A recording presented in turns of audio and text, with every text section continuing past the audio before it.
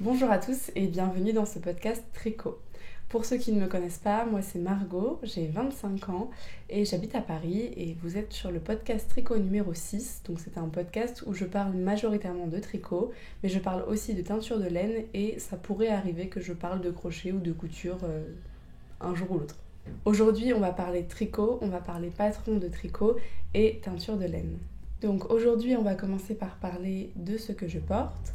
Je porte le Liebling Sweater de Camille Avad, qui est un modèle assez simple que j'ai tricoté en 2021, donc ça commence à faire un petit bout de temps. C'est un modèle qui se tricote très rapidement puisqu'il se tricote en aiguille numéro 6 et on associe 4 fils ensemble, donc il y avait 3 fils de mohair et un fil. Alors la designeuse préconise un fil de DK, moi j'ai utilisé un fil d'une laine qui est censée être fingering, qui est des laines paysannes, donc c'est 100 grammes 400 mètres, mais comme c'est une laine très rustique et qui gonfle beaucoup, j'ai obtenu un échantillon qui convenait avec ça. Et pour les mohairs, j'ai utilisé le mohair de Drops et j'ai utilisé 2 couleurs différentes. J'ai utilisé 2 fils de beige et un fil de bordeaux. J'ai pas les références en tête, mais je les ai notées sur mon Ravelry. Donc si vous voulez exactement les couleurs, reproduire la même couleur, vous pouvez aller voir. Mais si vous voulez avoir une idée de comment obtenir une couleur nuancée, voilà, moi j'ai mélangé un fil de bordeaux avec 2 fils de beige et ça m'a fait une couleur qui ressemble beaucoup à celle du patron original, mais c'est ce que je voulais parce que j'avais vraiment aimé le design de la créatrice, donc pour le coup mon pull ressemble pas mal. Sur le patron, c'est un patron très basique, très facile. On commence par le haut et on vient augmenter en formant un yoke, donc c'est-à-dire que on va tricoter en rond et augmenter régulièrement quelques mailles jusqu'à arriver aux emmanchures. Et arrivé aux emmanchures, on va venir séparer pour les 2 bras et le corps. Puis on tricote tout droit, on fait les côtes, on rabat les mailles. C'est assez basique, simple et c'est franchement pas mal pour soit les débutants, soit les personnes qui ont envie d'un projet rapide. Au niveau de la taille, il taille plutôt bien, il est un petit peu crop, le design est un peu crop et moi j'ai décidé de garder ça. Le seul petit souci que j'ai eu, c'est que le yoke était un peu trop grand, les emmanchures, ça collait pas vraiment, mais je sais que j'ai souvent entendu dire qu'avec les yokes, c'est un peu compliqué d'avoir une taille qui soit vraiment ajustée, qu'en fait c'est pas la forme la plus flatteuse pour toutes les morphologies. En plus, moi je pense que j'avais pas exactement le même échantillon que la designeuse et c'est sûr que j'avais pas le même échantillon en rond sur mon yoke que en rond sur mes manches. Donc quand je suis passée aux manches, j'ai tricoté beaucoup plus serré parce que je tricotais sur une petite circonférence et là j'ai eu des petits soucis, alors je me souviens plus, je crois que j'avais bidouillé, je crois que j'avais fini par défaire et refaire en serrant un peu moins, voire même je crois que j'avais défait quelques rangs de yoke pour que l'emmanchure soit plus haute et pour qu'il y ait un petit peu moins d'augmentation dans le yoke. Donc voilà, c'est un patron qui est, je pense, bien écrit, mais moi à l'époque je devais pas avoir le bon échantillon. Je crois que j'avais échantillonné en plus sur un mini bout de laine parce que je voulais commencer mon pull rapidement. Donc bon, ça peut valoir le coup de bien calculer votre échantillon, sinon vous pouvez l'essayer comme c'est un top-down, vous pouvez l'essayer au fur et à mesure et puis adapter. Si vous devez faire plus d'augmentation ou moins d'augmentation, vous arriverez à déterminer ça. Voilà, c'est tout pour ce que je porte et on va maintenant passer à une petite information. Je parle dans mon dernier podcast, donc le numéro 5, du Color Block Tee qui est sorti, qui est un patron que j'ai écrit. Je vais vous mettre une petite vidéo à côté pour que vous puissiez voir à quoi il ressemble. Et il est en ce moment en promotion jusqu'à dimanche, donc dimanche 17 novembre. En promotion avec 25% de réduction avec le code ColorBlock25. Je voulais en parler ici parce que si ça vous intéresse de l'acheter, c'est le moment. On va maintenant passer au projet fini et j'ai 2 projets finis dont je parlais dans le dernier épisode. Le premier projet fini, c'est les Juliette Slippers, donc j'en ai parlé assez longuement, donc si ça vous intéresse, je vous conseille d'aller voir les 2 derniers épisodes où je détaille un peu plus le patron, la laine, etc. Là, je vais plus vous parler du résultat, de la conclusion.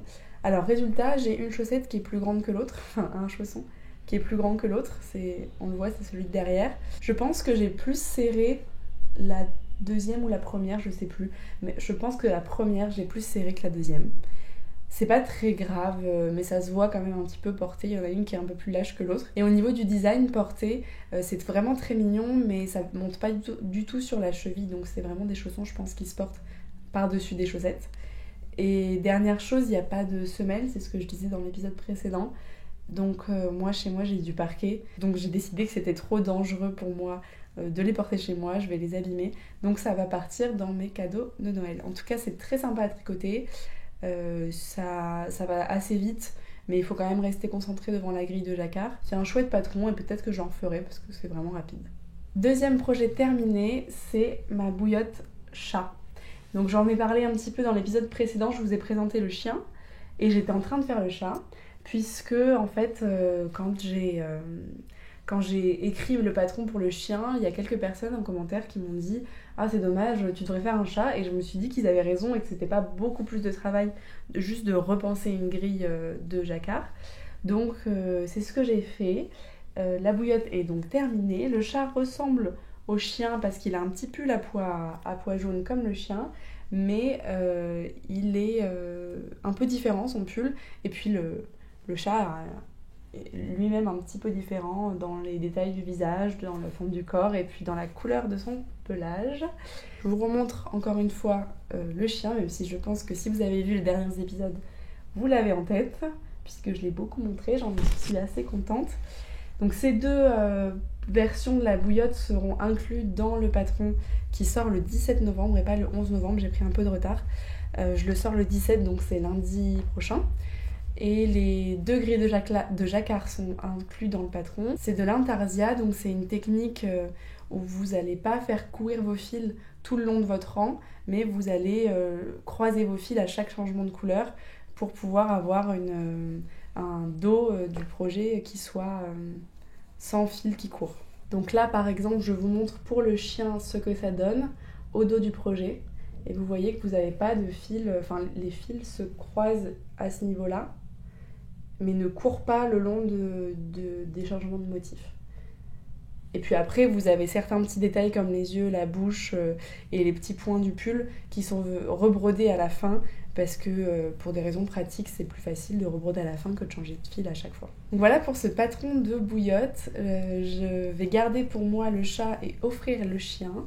Et j'ai hâte de voir vos versions. Il y a déjà 3 testeuses qui m'ont envoyé leur version et c'est trop mignon. Et elles m'ont dit aussi que c'était une bonne idée de cadeau de fin d'année. Donc si ça peut vous inspirer, si vous avez autour de vous des gens qui apprécient les chats, les chiens, ou même des enfants, ça peut aller aussi pour les enfants. Vous pouvez leur offrir ce petit pochon. La bouillotte, elle est de taille standard, elle se retrouve facilement en pharmacie.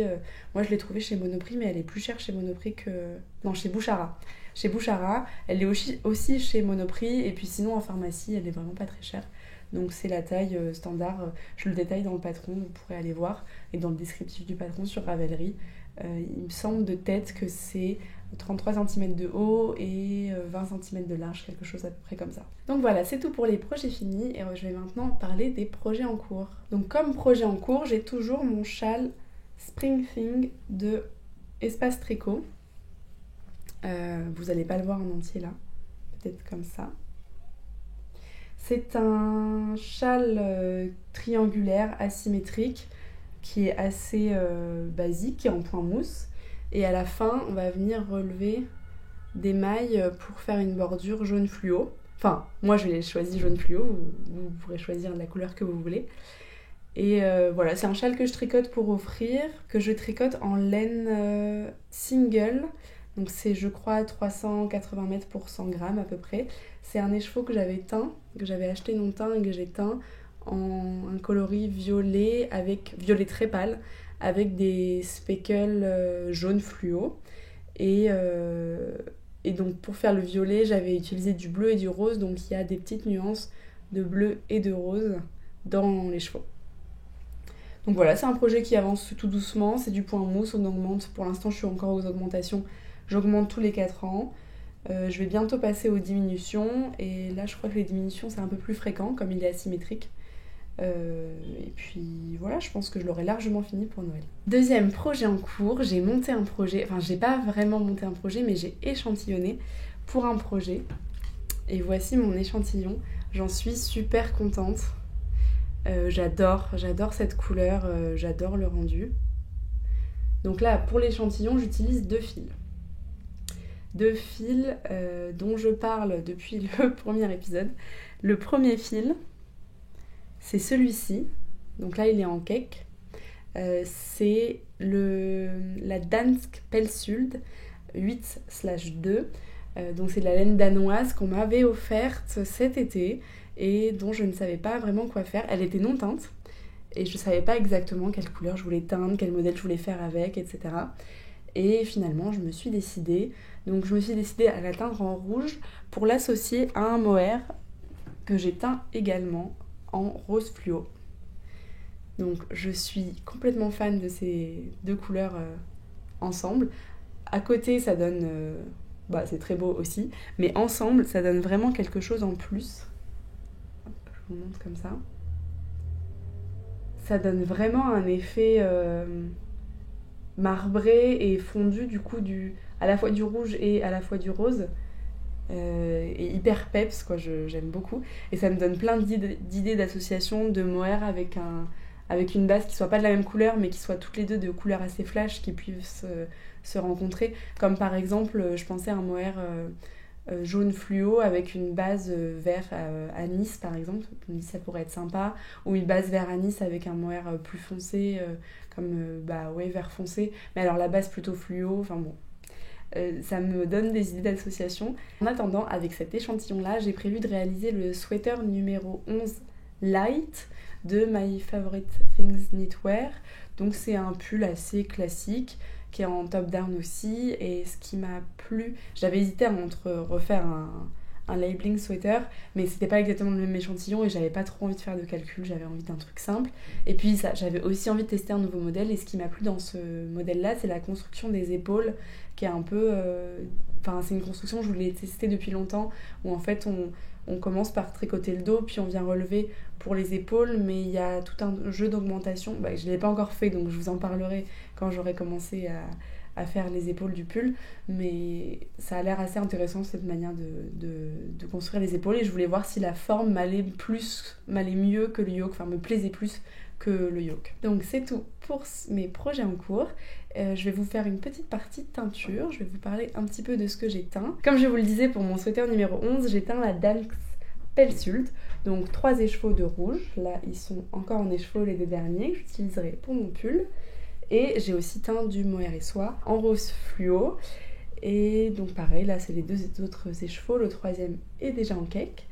Et j'ai mal calculé mes quantités de teinture pour ce mohair et soie, puisque comme j'avais 3 écheveaux dans ma tête, ça faisait 300 grammes, mais en fait c'est des écheveaux de 50 grammes. Donc j'avais 2 fois trop de teinture dans mon bain de teinture. Quand j'ai fini de teindre mon mohair, mon bain était encore plein de rose fluo. Donc je me suis dit, c'est trop dommage, je veux pas gâcher toute cette teinture et la rejeter dans les eaux usées. Donc j'ai décidé de teindre de la laine vierge non teinte que j'ai en stock depuis assez longtemps. J'ai un gros cône de 500 grammes de laine non teinte que j'utilise pour faire mes tests de teinture. Et j'ai décidé de teindre des mini écheveaux de 20 grammes en rose fluo. Donc là j'en ai un sur un écheveau de 20 grammes, ça donne ça. Je les ai pas bien retordus encore.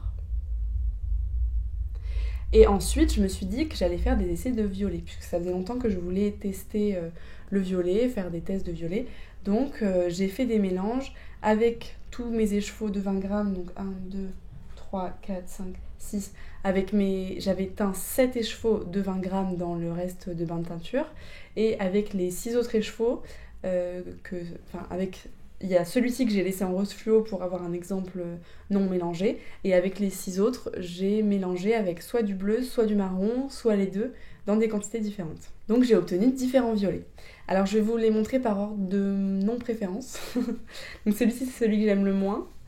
C'est un mélange de rose et de bleu. Je crois à part égale à peu près. Mais ça fait un violet, je sais pas pourquoi, mais je le trouve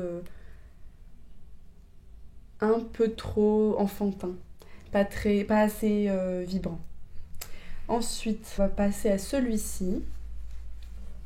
Alors à chaque fois, les jets chevaux sont nuancés parce que déjà moi c'est un effet que j'aime bien. J'aime bien quand mes jets chevaux sont pas uniformes de la même couleur. Et surtout parce que la technique que j'ai utilisée, comme j'avais pas prévu en fait de faire des violets, fait que j'ai un peu bidouillé et du coup j'ai pas forcément bien mélangé à chaque fois, donc j'ai obtenu des chevaux nuancés. Alors celui-ci il est mélangé avec un petit peu de noir il me semble. Il faudrait que je les note parce que je vais oublier. Ensuite dans la même gamme on a celui-ci qui est mélangé avec du noir et du marron. Celui-ci qui est plus un vieux rose qui est mélangé avec simplement du marron. Donc c'est pas vraiment du violet en fait, juste le marron c'est plus vieux rose. Et puis, allez je le garde pour la fin mon préféré. Celui-ci je crois que c'est que du bleu. Il faudrait que je reprenne mes notes. Mais dans des quantités un peu différentes. Et enfin, celui-ci, mon préféré, il est bien, en fait je l'aime bien parce qu'il est très flash. Je vous l'entortille bien. Voilà. Je l'aime bien parce qu'il est très flash et il est assez vibrant. Et il ressemble, alors c'est pas exactement le violet que je voulais, mais il ressemble beaucoup à un violet que j'ai essayé de reproduire. Donc tout ça à côté, ça donne ça. C'est pas forcément une couleur qui est facile à dompter, le violet, je trouve, parce qu'il y a beaucoup de types de violets qui ont des sous-tons qui ne me plaisent pas, comme celui-ci, ou peut-être même, celui... Bon, ça c'est pas vraiment du violet, on va pas le compter dedans. Mais je sens qu'il y a pas mal de mélanges à tester encore. Enfin, c'est vraiment une couleur qui bouge beaucoup selon si on ajoute un petit peu plus de noir, un petit peu moins de marron, un petit peu plus de bleu. Puis il y a plusieurs types de bleu, il y a le bleu turquoise, le bleu azur, etc. Donc je vais continuer à faire des tests de violet. En attendant, j'ai mes petits stocks d'écheveaux. Je commence à en avoir pas mal, des petits écheveaux de 10 ou 20 grammes de tests de couleur de teinture. Donc je réfléchis aussi à un modèle éventuellement, peut-être en crochet de Granny Square, enfin de pull en Granny Square, pour les écouler. Ce serait vraiment chouette d'avoir un pull qui réunit tous mes tests de teinture. Et pour finir sur les tests de teinture, j'ai reteint un écheveau que j'avais teint en orange fluo, que je vous montre dans le premier épisode de podcast. Et en fait, il me plaisait pas.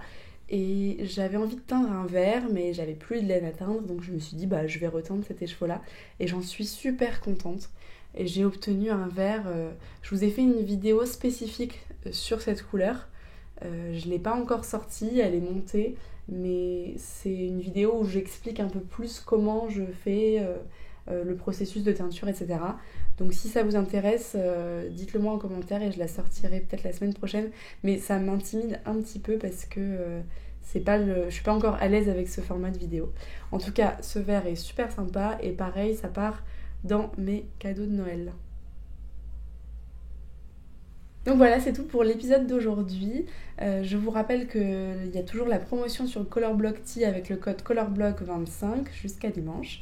Et puis je vous remercie beaucoup pour tous vos gentils commentaires à chaque fois que je sors une vidéo, pour aussi vos likes, ça m'aide beaucoup à ce que les vidéos soient vues. Et j'ai pas l'habitude de vous le demander, mais si ça vous a plu, n'hésitez pas à justement liker et laisser un commentaire parce que ça m'aide à ce que mes vidéos soient vues. Et ça soutient mon projet de chaîne YouTube. Donc merci beaucoup à vous. Et puis en attendant la prochaine vidéo, vous pouvez me suivre sur Instagram et sur Ravelry. À la prochaine!